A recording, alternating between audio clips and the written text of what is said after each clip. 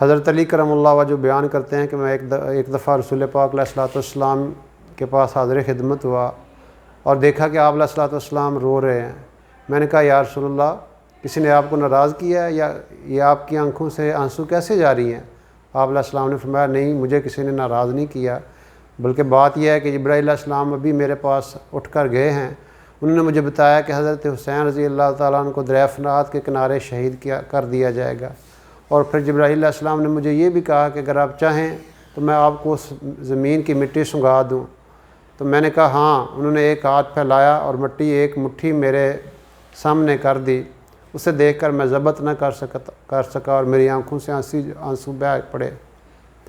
ایک اور روایت میں جبرائیل علیہ السلام نے حضور پاک علیہ السلام سے فرمایا تھا کہ آپ کی امت کربلا میں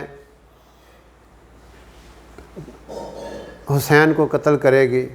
پھر جب شہادت سے قبل حضرت امام علی مقام رضی اللہ تعالیٰ عنہ کی مظلومانہ حالت تھی اور چاروں طرف سے آپ کو گھیرا ڈال دیا گیا تھا، تو آپ سلام اللہ و رضوانہ علیہ نے اس وقت پوچھا تھا اس سرزمین کا نام کیا ہے؟ جواب ملا کربلا۔ آپ نے فرمایا اللہ کے رسول صلی اللہ علیہ وسلم نے سچ فرمایا تھا، واقعی یہ کرب اور بلا ہے، یعنی دکھوں اور آزمائش والی سرزمین ہے۔